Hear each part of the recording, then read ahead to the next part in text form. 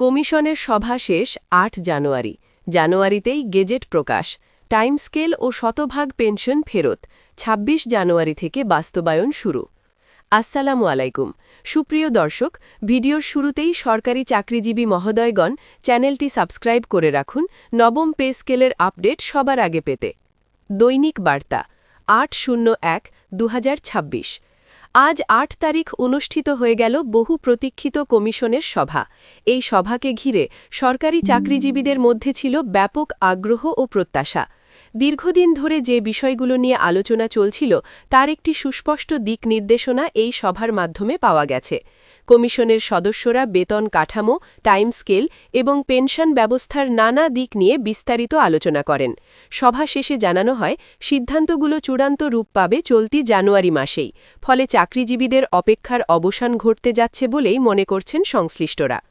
সভা শেষে সবচেয়ে গুরুত্বপূর্ণ যে তথ্যটি সামনে এসেছে তা হল জানুয়ারিতেই গেজেট প্রকাশের প্রস্তুতি, অর্থাৎ কমিশনের সুপারিশ আর কাগজে সীমাবদ্ধ থাকবে না, বরং আইনি ও প্রশাসনিক স্বীকৃতি পেতে যাচ্ছে। গেজেট প্রকাশের মাধ্যমে নতুন সিদ্ধান্তগুলো কার্যকর করার পথ খুলে যাবে। সংশ্লিষ্ট মন্ত্রণালয় সূত্র বলছে, গেজেট প্রকাশের প্রক্রিয়া ইতোমধ্যে শুরু হয়েছে। সবকিছু ঠিক থাকলে জানুয়ারির মধ্যেই এটি প্রকাশ করা হবে। এতে করে বাস্তবায়ন নিয়ে আর কোনো অনিশ্চয়তা থাকবে না। এই সভায় যে সিদ্ধান্তটি চাকরিজীবীদের মধ্যে সবচেয়ে বেশি স্বস্তি এনেছে তা হল টাইম স্কেল পুনর্বহালের বিষয়টি।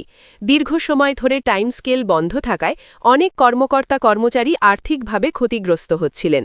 একই পদে দীর্ঘদিন কাজ করেও বেতন বাড়ছিল না, যা বড় ধরনের হতাশার কারণ ছিল। কমিশনের সভায় এই বাস্তবতা গুরুত্বের সঙ্গে তুলে ধরা হয়। শেষ পর্যন্ত টাইম স্কেল পুনরায় চালুর বিষয়ে একমত হন কমিশনের সদস্যরা। টাইম স্কেল পুনর্বহাল হওয়ার অর্থ হল, নির্দিষ্ট সময় পরপর চাকরিজীবীরা আবারও স্বয়ংক্রিয়ভাবে বেতন বৃদ্ধির সুযোগ পাবেন। এতে করে কর্মজীবনে স্থিরতা কাটবে এবং কাজের প্রতি উৎসাহ বাড়বে বলে মনে করছেন বিশেষজ্ঞরা।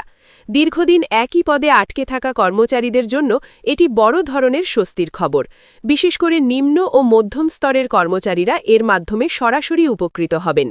আর্থিক নিরাপত্তা বাড়ার পাশাপাশি জীবনযাত্রার মান উন্নয়নের সুযোগও তৈরি হবে। এই সভায় আরেকটি অত্যন্ত গুরুত্বপূর্ণ সিদ্ধান্ত নেওয়া হয়েছে শতভাগ পেনশন উত্তোলন পুনর্বহাল নিয়ে। আগের নিয়ম অনুযায়ী অবসর গ্রহণের সময় একজন সরকারি কর্মচারী তার পেনশনের পুরো অংশ এককালীন উত্তোলন করতে পারতেন। পরবর্তীতে এই সুযোগ সীমিত হওয়ায় অবসরপ্রাপ্তদের মধ্যে অসন্তোষ তৈরি হয়। কমিশনের সভায় সেই বিষয়টি পুনরায় আলোচনায় আসে। অবশেষে শতভাগ পেনশন উত্তোলনের সুযোগ ফিরিয়ে আনার বিষয়ে সম্মতি দেওয়া হয়েছে। শতভাগ পেনশন উত্তোলন পুনর্বহাল হওয়ার ফলে অবসরপ্রাপ্ত কর্মচারীরা এককালীন বড় অঙ্কের অর্থ হাতে পাবেন। এতে করে তারা চিকিৎসা, বাসস্থান বা পারিবারিক প্রয়োজন মেটাতে সক্ষম হবেন। অনেকেই অবসর জীবনের শুরুতেই আর্থিক সংকটে পড়তেন। এই সিদ্ধান্ত সেই সংকট অনেকটাই দূর করবে। পাশাপাশি অবসরকালীন মর্যাদা ও নিরাপত্তা বাড়বে বলে মনে করছেন সংশ্লিষ্টরা। এটি শুধু একটি আর্থিক সিদ্ধান্ত নয়, বরং অবসরপ্রাপ্তদের প্রতি রাষ্ট্রের সম্মানের প্রতিফলন। কমিশনের সভায় সিদ্ধান্ত হয়েছে যে এসব সুপারিশ কেবল ঘোষণায় সীমাবদ্ধ থাকবে না, বরং নির্দিষ্ট সময়ের মধ্যেই বাস্তবায়ন শুরু হবে। সেই অনুযায়ী জানুয়ারির ২৬ তারিখ থেকে বাস্তবায়নের পরিকল্পনা নেওয়া হয়েছে। অর্থাৎ নতুন নিয়ম কার্যকর হতে আর খুব বেশি সময় নেই। সংশ্লিষ্ট দপ্তরগুলোকে ইতোমধ্যে প্রস্তুতি নেওয়ার নির্দেশ দেওয়া হয়েছে। বেতন হিসাব, পেনশন ফাইল এবং প্রশাসনিক কাঠামো আপডেটের কাজ শুরু হচ্ছে। জানুয়ারি ২৬ থেকে বাস্তবায়ন শুরু হলে সরকারি চাকরিজীবীরা খুব দ্রুত এর প্রভাব টের পাবেন। যাদের টাইম স্কেল বকেয়া ছিল তাদের বেতন কাঠামো নতুনভাবে হিসাব করা হবে। একইভাবে অবসরপ্রাপ্ত ও অবসর উন্মুখ কর্মচারীরা পেনশন সংক্রান্ত সুবিধা পেতে শুরু করবেন।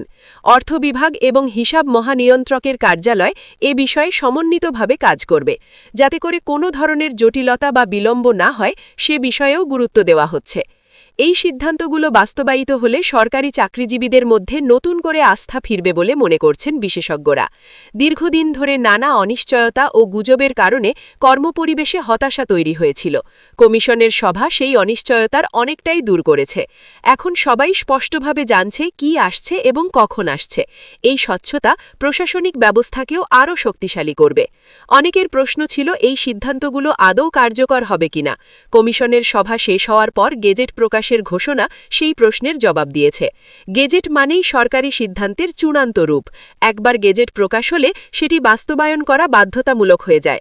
ফলে চাকরিজীবীরা এখন অনেকটাই নিশ্চিত হতে পারছেন যে সিদ্ধান্তগুলো আর পিছিয়ে যাবে না।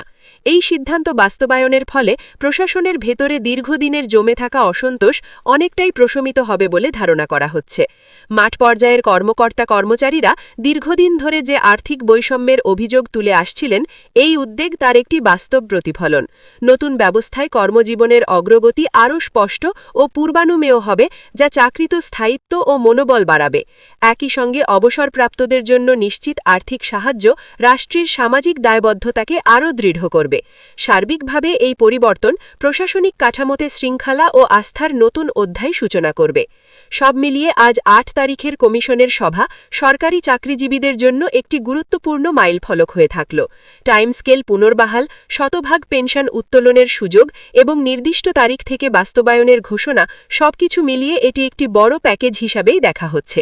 জানুয়ারির গেজেট প্রকাশের মাধ্যমে এই সিদ্ধান্তগুলো আনুষ্ঠানিক রূপ পাবে। এখন শুধু অপেক্ষা বাস্তবায়নের দিনের, যা শুরু হচ্ছে ২৬ জানুয়ারি থেকে।